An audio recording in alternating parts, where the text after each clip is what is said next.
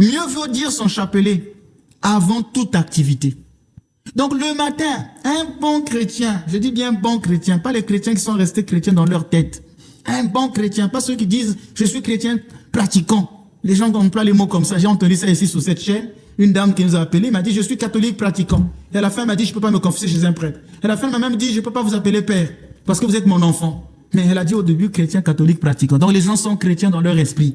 Je dis bien, il vaut mieux dire son chapelet avant toute activité. Ne peut-on pas prendre 30 minutes le matin ou même 15 minutes, je l'ai dit tout à l'heure, même 15 minutes, ou je peux même dire la prière initiale. Je dis la prière initiale, je dis les 33, les 25 grains, Seigneur Jésus-Christ, Fils de Dieu, aie pitié de moi pécheur. Seigneur Jésus-Christ, Fils de Dieu, aie pitié de moi pécheur. À la fin, j'invoque la Mère de Dieu, très sainte Mère de Dieu, sauve-moi 3 fois. J'invoque les anges, Saint de Dieu, protégez-moi. Et Saint et Sainte de Dieu, intercédez pour moi.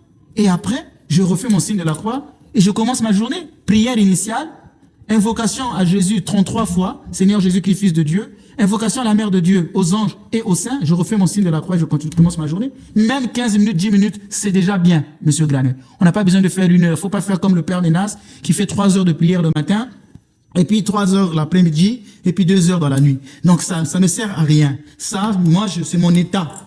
C'est mon état. Et j'accepte ça. Donc, mais vous, pour un chrétien, c'est de prier avant toute activité le matin. Avant même de boire son café. Au moment où la cafetière est en train de chauffer l'eau, vous avez déjà pris les 5 minutes de prière. C'est suffisant. On aura toujours le temps. Les gens ont toujours des excuses. 5 minutes, 10 minutes, c'est possible. Et puis, au besoin, si par exemple, pour les gens qui prennent les trains, qui prennent des métros, qui ne sont pas conduits en voiture, on peut faire sa prière pendant qu'on est dans le train, pendant qu'on est dans le métro. Mais nous qui conduisons ici, puisqu'en Martinique, tout le monde a sa voiture, on n'a pas les mêmes réalités. Bon, on peut écouter une radio, même une radio chrétienne. Il y a des radios catholiques ici qu'on peut mettre dans sa voiture avec la prière qui est faite. Parfois, nos frères catholiques nous animent le chapelet. Pourquoi pas?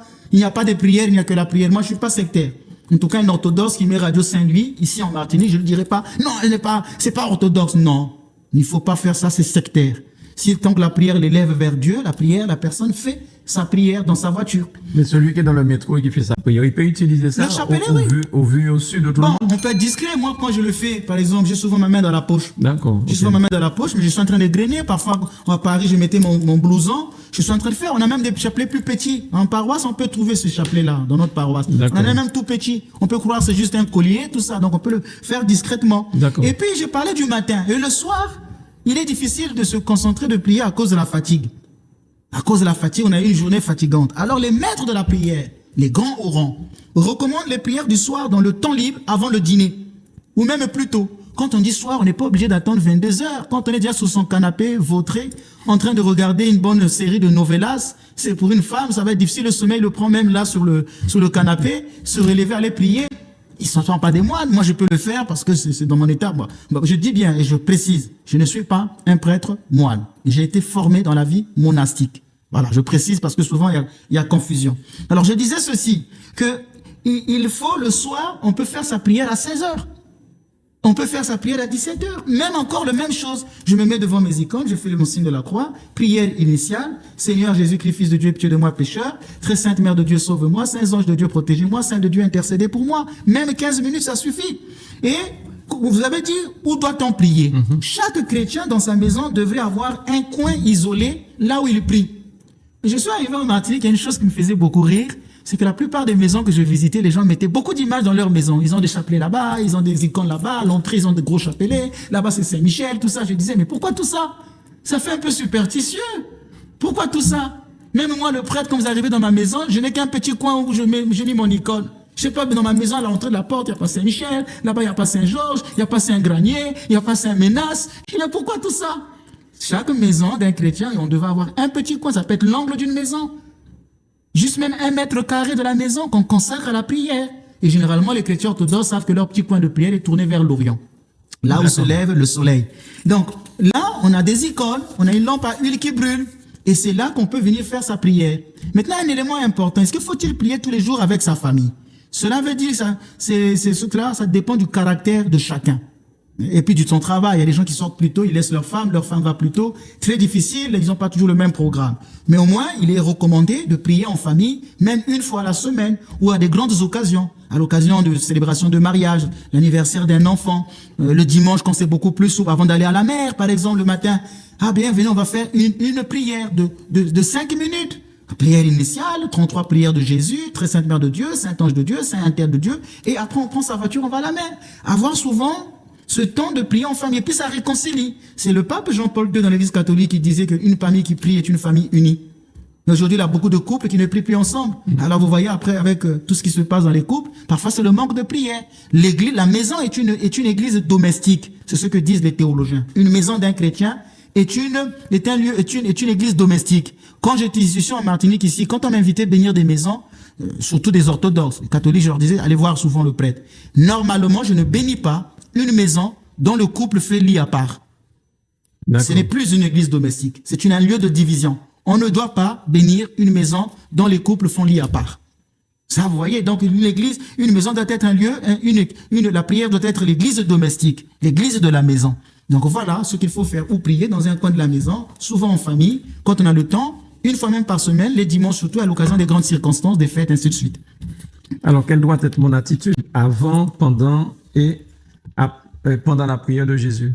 Alors d'abord, avant la prière, il faut garder un moment de silence. Quand on commence une prière, il faut garder un moment de silence. Vous savez que dans notre paroisse, c'est de rigueur. Quand les gens entrent dans l'église, d'abord, ils soignent leur tenue. Ils ne mettent pas n'importe quelle tenue. Les femmes qui ont des belles formes, c'est bien, c'est le Seigneur qui les a créées ainsi. Mais ils doivent se revêtir d'une tenue correcte quand on entre dans une église. Parfois, je ne dis pas qu'elles sont mal habillées. C'est pas ce que je dis. Mais c'est pas la tenue appropriée à l'église. On ne s'habille pas, on ne prend pas une tenue pour aller à l'église comme si on partait une boîte de nuit.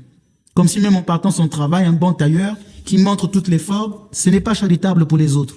Vous voyez? Donc il faut une tenue correcte quand on va dans l'église. Et même quand on rentre dans l'église, on évite les bavardages. Dans notre paroisse, c'est interdit. En tout cas, si je vous vois, vous allez vous faire gronder, monsieur Granet. Je dirais, non, ici, il n'y a pas de bavardage. Quand on entre, on prend au moins 3-4 minutes, la musique passe, les gens respirent, ils sont dans le calme, ils se mettent dans un état de commencer une prière. Et c'est bien le matin de ne pas commencer la journée dans le bavardage. Directement, c'est le téléphone. Allô, tu m'as envoyé un message sur WhatsApp. Ah, ben, tu sais, le père Intel, hier, il a dit ceci. Ah, vous commencez votre journée dans le bavardage. Cette langue qui va aller louer Dieu, vous commencez déjà à parler d'Intel. Tu sais, le voisin, la voisine a fait ceci. Mon Dieu, mon Dieu, mon Dieu, mon Dieu. Donc voilà, il faut commencer sa prière dans le silence. Ensuite, on fait son signe de la croix, on dit la prière initiale et on dit les métanies, dont je vous montrais tout à l'heure, avec la crainte de Dieu, avec les sentiments d'un pécheur qui se répand pour le pardon de ses péchés. Et pour revenir à l'église, quand on entre dans une église, il faut se dire que l'église, c'est un hôpital, c'est aussi un tribunal. Un hôpital. 2 hommes sont montés pour aller prier dans le temple de Jésus. L'un fut justifié, l'autre fut condamné. Les 2 sont allés prier. L'un fut justifié, fut guéri. Pour lui, l'église a été un hôpital. L'autre fut condamné. Par son attitude dans la maison de Dieu. C'est-à-dire, ça devient un tribunal. Donc l'église, elle est ambivalente. Elle était un hôpital pour ceux qui entrent, qui veulent venir pour sauver leur âme. Mais elle peut devenir un tribunal pour ceux qui viennent troubler le Père Ménas, pour ceux qui viennent troubler la quiétude de sa paroisse. Oui, en ce moment-là, l'église deviendra un tribunal, ce sera un feu dévorant qui brûle les indignes. C'est pourquoi quand on entre dans une église, il faut avoir une attitude déjà d'humilité. Mais il y a des gens qui rentrent dans l'église comme s'ils étaient dans leur chambre. Ils veulent faire tout et n'importe quoi. Il faut éteindre les téléphones, mettre les téléphones sous silencieux. Il ne faut pas déranger les autres dans l'église. Il faut avoir de la charité, on n'est pas seul. On est aussi là. Donc il faut une certaine discipline dans l'église. Et quand on prie, si la prière, par exemple, de Jésus fait couler les larmes, alors laisse les larmes couler et arrêtons-nous un moment. Donc voilà. Mais la prière, je voulais dire aussi, c'est quelque chose de difficile. Prier, c'est aussi quelque chose de difficile. Ça demande de l'effort. Il y a des gens qui me disent, je termine par là, qui me disent souvent, Père Ménage n'arrive plus à prier seul. Je dis, on appelle ça la cédie. L'un des moyens pour lutter contre la paresse spirituelle, c'est de prier dans une communauté.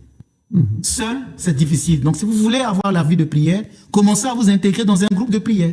Commencez à vous intégrer dans la paroisse. Venez faire souvent les prières en paroisse. Et après, la force de l'Esprit Saint descendra en vous et vous pourrez voler de vos propres ailes. Mais pour lutter contre la cédie, c'est de prier en communauté. Alors, vous savez, mon père ici à la Martinique, lorsque j'étais plus jeune, donc ça fait très longtemps de ça, on avait peur des prêtres parce qu'on disait que si le prêtre, si on se comportait mal, si on disait pas bonjour, si on était avec un comportement étrange, le prêtre pouvait vous punir simplement en secouant sa robe sur vous. Donc, ça faisait peur aux enfants et on se tenait correctement.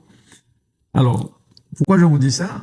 Parce qu'aujourd'hui, je vais vous demander comment on dit bonjour à un prêtre orthodoxe. Est-ce que vous pouvez secouer votre homme pour le punir ou bien s'il n'a pas été correct, si vous n'avez pas dit bonjour correctement? Vous savez, le sacré, c'est les lieux, l'église, le cimetière, ce sont des lieux sacrés, l'église, les objets, la croix, c'est un objet sacré. Les prêtres sont des personnes sacrées. Comme je disais que dans une émission ici, je disais que je suis comme tout le monde, mais tout le monde n'est pas comme moi. Donc le prêtre, c'est pas un homme ordinaire.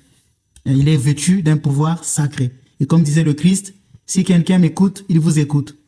Quand les gens, il y avait une personne ici en Martinique qui m'avait insulté parce qu'il a vu ma photo quelque part, il s'est mis à m'insulter avec une étole que j'avais portée. C'est pas moi qui l'ai insulté, il a insulté le Christ.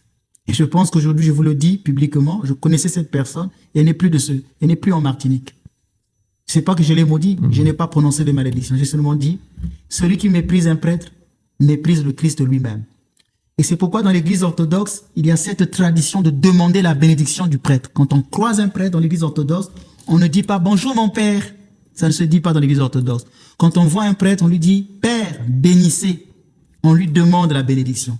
Par exemple, s'il est dans l'église, il est assis, il est debout, vous avez vénéré les icônes, vous avancez vers lui, les mains comme ça. Généralement, vous vous inclinez, père bénissez. Le prêtre vous bénit, il vous donne sa main. Généralement, on embrasse la main du prêtre, parce que la main du prêtre, c'est la main du Christ. C'est pourquoi un prêtre ne doit pas gifler une personne avec sa main. Oui, ce serait pas bien.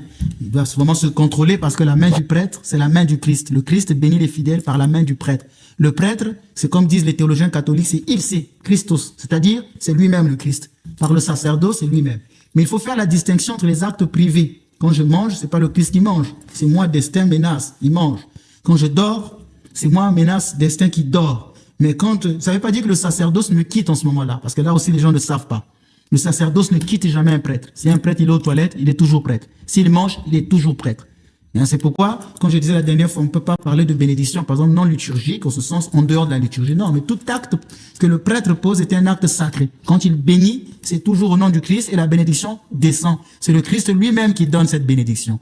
Mais il y a quelque chose aussi qui fait que le prêtre, il a une certaine vie ordinaire. Quand il mange, bon, voilà. Mais même à table, quand il mange, si vous le voyez, Père bénissez. S'il vous dit, il vous donne la bénédiction, il vous bénit. Dernièrement, quand j'étais au Moatos, les fidèles de la paroisse que j'avais ramenés étaient surpris de voir dans le bateau les gens qui venaient s'incliner devant moi, qu'on appelle les métanies, Père bénissez, je lui donnais des bénédictions, et ils venaient me demander, mais comment ils savent que tu es prêtre? J'ai dit, c'est parce que ma soutane, elle est du côté droit. Donc, on sait, dans l'église orthodoxe, quand le soutane est du côté gauche, c'est pas un prêtre. Donc, on demande la bénédiction toujours du prêtre, Père bénissez, quand on rentre dans l'église. Et quand on sort de l'église, on n'est pas obligé. Quand on a pris la communion eucharistique, on ne demande pas la bénédiction du prêtre et on ne vénère pas les icônes. Normalement, quand on a pris la communion eucharistique, on ne demande plus la bénédiction d'un prêtre. Mais généralement, on vient, on fait une métanie, Père bénissez. Même moi, quand je suis devant mon Père spirituel, nous nous bénissons l'un à l'autre parce qu'il s'incline, je m'incline, nous nous embrassons nous deux les mains. Malheureusement, je voulais aussi dire que c'est tout prêtre orthodoxe à qui on demande sa bénédiction. Je voulais dire aux fidèles de ma paroisse, de notre paroisse qui nous suit, s'ils rencontrent les autres prêtres orthodoxes qui sont sous cette île, ils doivent demander la bénédiction. Même si c'est le prêtre là, c'est un grand pécheur. C'est un prêtre, ils doivent demander la bénédiction. Parce que j'étais surpris à l'écuménisme, j'ai rencontré des chrétiens orthodoxes d'une autre paroisse. Ils sont venus vers moi. Ils m'ont simplement dit bonjour, père. Ils étaient debout. Je les ai regardés, j'ai dit, vous êtes des orthodoxes? Ils m'ont dit oui. Et puis à la fin, il y a eu la cérémonie. Quand le prêtre orthodoxe qui est arrivé, qui est mon confrère ici, un aîné, nous nous sommes salués, nous nous sommes embrassés, j'ai embrassé sa main. Et le prêtre orthodoxe a dit aux fidèles qui étaient là, mais demande la bénédiction du prêtre. Et c'était un diacre, je crois. Il est venu vers moi, il m'a dit, Père, bénissez. Mais j'ai pas voulu dire au prêtre, mais les autres fidèles ne savent pas comment on reçoit un prêtre. Il faudra leur dire que quand un prêtre arrive, on dit, Père, bénissez, on s'incline. Donc, je ne suis pas prêtre orthodoxe que pour mes fidèles. L'église que nous portons, elle est universelle. Donc, partout où il y a l'église orthodoxe, je suis concerné par sa vie. Donc, pourquoi en Grèce, on venait me demander les bénédictions? Les gens avaient entendu, ah, mais c'est un noir, on n'ira pas. Ou bien, oui, ils n'ont pas vu la couleur de ma peau. Vous voyez? Ils me demandaient même en grec, apopouissé. C'est-à-dire, d'où venez-vous? Et moi, je leur répondais, mais à Poto Congo. Donc, je viens du Congo. Donc, vous voyez, ils savaient que j'étais africain. Une Afrique, et vloguez tes pater, Père, bénissez-nous. Vous voyez, un prêtre, il est universel. C'est pas un problème parce qu'il n'est pas martiniquais, il n'est pas guadeloupéen, non. C'est un prêtre, quand on le voit, on dit Père, bénissez. D'accord. Et même lorsque vous n'avez pas la soutane? Même quand je n'ai pas de soutane. Oui, c'était un prêtre de toute façon. Oui, il reste simple. Quand je disais que le prêtre, même quand il est aux toilettes, il est prêtre. Je veux parler dans beaucoup de détails de la vie. Oui, bien sûr. Mais il est prêtre. Voilà. Non, mais c'est bien d'expliquer ça parce que les gens ne savent pas. Et quand on tourne le dos à un prêtre, on tourne le dos au Christ lui-même. Et ça fait partie, dans l'église orthodoxe, c'est un sacrilège. Ça entraîne l'auto-excommunication. Et pour être libéré de ça, il faut revenir voir le prêtre, qu'il vous donne ce qu'on appelle l'absolution des épithymies, la prière, la 6e prière pour les malades. Avec l'office de l'huile sainte où l'on dit si ce malade a encouru la malédiction d'un prêtre ou sa sentence. Sinon, après la mort, je ne dis pas le reste, je ne suis pas le Saint-Esprit. Mais chez les catholiques, vos confrères catholiques, ils font ça aussi? Maintenant, l'église catholique, par exemple, on ne peut pas violenter un prêtre. Dans l'église catholique, parmi les motifs d'excommunication, il y a la violence faite sur un prêtre, sur un clerc, comme on dit, sur un évêque. Mais malheureusement, comme je disais souvent avec mes amis, que les lois de l'église catholique, je ne veux pas parler en leur nom, mais je constate que les sanctions de l'église catholique ne frappent que les prêtres. Jamais les laïcs, on leur laisse un peu tout faire. Jamais les laïcs. Moi, j'ai déjà vu dans une paroisse, j'étais dans une paroisse catholique, je rentrais, il y a un fidèle qui disait au prêtre, tu ne diras pas la messe dans cette paroisse. Il est en train de vociférer contre le prêtre, en disant, tu ne diras pas la messe dans cette paroisse. J'ai dit, quoi? Mais attendez, vous êtes devenu courageux. Moi, j'étais à Paris. J'étais à Paris dans une église catholique, je partais voir souvent un prêtre qui me prêtait sa chapelle. Les prêtres, les fidèles en France, appelaient le prêtre par son prénom. Ils disaient ange, ange, ange, ange, par son prénom, je dis bien. C'est devenu une culture. Même ici en Martinique, quand les gens me voient en soutane, ils disent bonjour monsieur.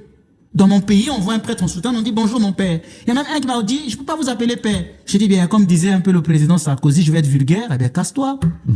Parce que non mais, dans la vie, il y a des règles. Moi, si je vois mon médecin, je l'appelle docteur. Je vois le maître de l'avocat, je l'appelle avocat. Pourquoi quand il s'agit d'un prêtre, donc un prêtre ne sert à rien? Vous savez le nombre d'années d'études que nous faisons? Donc on ne mérite pas notre place dans la société parce qu'on est dans le spirituel. Et quand j'arrive dans cette paroisse à Paris pour revenir, les gens appelaient le prêtre par ange. Mais moi, quand je me tenais devant la porte, tous les fidèles disaient toujours, pourtant c'était des catholiques, ils disaient toujours bonjour Père Ménas. Avec moi, ils avaient compris qu'on ne joue pas. Mais avec l'autre, ils pouvaient faire comme ils voulaient et ils laissaient faire. Mais moi, jamais, aucun fidèle de cette paroisse ne m'avait dit bonjour Ménas. Aucun. Tout le monde, catholique ou orthodoxe, quand j'arrivais, bonjour Père Ménas. Mais le curé de la paroisse on disait bonjour ange. Et c'est pourquoi aujourd'hui les fidèles peuvent se permettre tout. Le prêtre est médiateur, on ne joue pas avec le sacerdoce, monsieur Granier. C'est Saint Jean-Marie Vianney qui le dit, si je vois un ange qui passe et que je vois un prêtre, je commence par saluer le prêtre. Le prêtre, quel que soit l'état de son péché, c'est Dieu qui le jugera. C'est pas à vous de juger un prêtre. C'est interdit de calomnier un prêtre. Ça entraîne des malédictions pour vous et même pour vos enfants et pour autre chose. Mais les gens ne le savent pas. Ça, il faut aussi que j'enseigne ça à la télévision. C'est quoi un prêtre? Les gens ne le savent pas, monsieur Granier. Très bien. Alors, quels sont les gestes que font les fidèles quand ils entrent dans une église orthodoxe? Mais comme je le disais, dès l'entrée, dès qu'ils arrivent à l'entrée, d'abord le silence, ils doivent s'imposer, mettre le téléphone sous silencieux, avoir une tenue correcte, faire 3 métanies en direction de l'autel. L'autel, c'est la partie la plus sacrée de l'église. Ils font 3 prosternations en disant « Ô Dieu, aie pitié de moi, pécheur. Ô Dieu, aie pitié de moi, pécheur. » Dès l'entrée. Dans l'église orthodoxe, il n'y a pas de génuflexion comme à l'église catholique. Ce sont les métanies. Ensuite, une fois qu'ils sont rentrés, ils vont directement là où se trouve l'icône de Jésus. Ils font 3 métanies en disant « Seigneur Jésus-Christ, Fils de Dieu, aie pitié de moi, pécheur. » Ils l'embrassent. Quand on a des rouges à lèvres, on n'embrasse pas les icônes. Aujourd'hui, avant quand il y avait le Covid, on n'embrassait plus. Le Covid est presque parti, les gens ont repris à embrasser les icônes. Et ensuite, on va à l'icône de la Mère de Dieu. On lui dit « Très sainte Mère de Dieu, sauve-moi. » Très sainte 3 fois. Et on embrasse l'icône de la Mère de Dieu. Ensuite, si on veut, là, ce n'est plus obligatoire. Si on veut, on va aussi faire des vénérations des autres saints qui sont là, parce qu'on a toujours des saints dans l'église. On peut faire 3 métanies devant un ange, l'icône de Saint-Michel, devant son saint patron. Moi, j'ai une icône de Saint-Ménas, je veux Saint-Ménas, prie pour moi.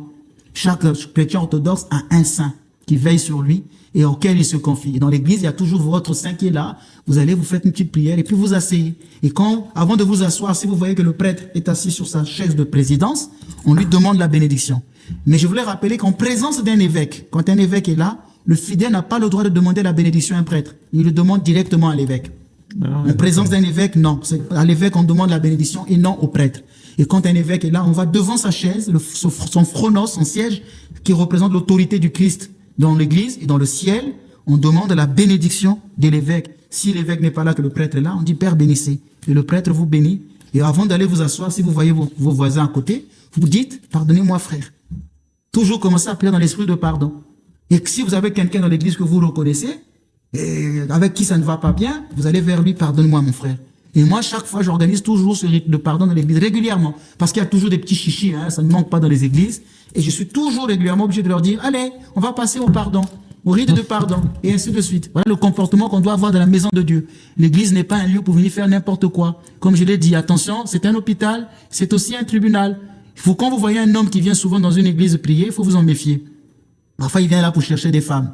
C'est pourquoi je dis aux femmes, attention avec les relations avec les autres membres des autres sexes. Mais mon père, il y a des femmes aussi qui viennent là peut-être pour trouver un mari. Pour trouver un mari. Ou bien un amant, j'en sais rien, moi. L'église, ce n'est pas un site de rencontre. Voilà, c'est ça. Hein? Normalement, seul le prêtre connaît ses fidèles. Moi, j'avais donné une fois cette loi. Nous, dans l'église orthodoxe, nous sommes des petites communautés. C'est pourquoi il y a ces lois-là. Si on était dans une église catholique avec 800 000 fidèles, ça n'allait pas poser vraiment un problème.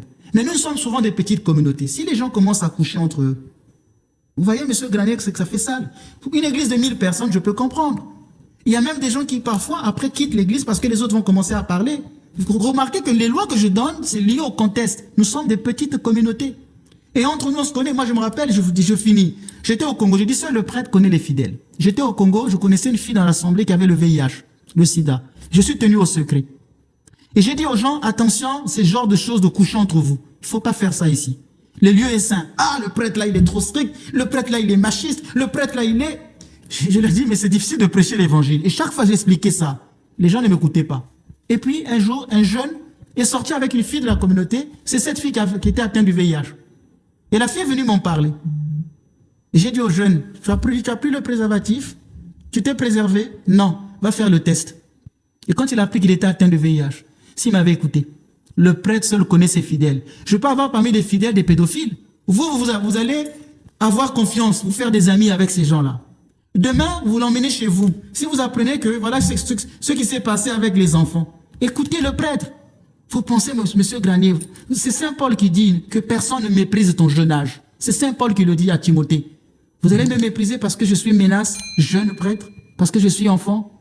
Monsieur Granier, je ne sais pas. Je reste calme. Mais le niveau de connaissance spirituelle que nous avons faisait que les gens devaient quand même nous respecter et nous écouter un petit peu. Mais rendez-vous au ciel. Devant le Christ, il vous dira, ce prêtre avait raison de vous dire ce qu'il vous disait, mais vous ne l'avez pas écouté. D'où Jésus dit, celui qui vous écoute, m'écoute.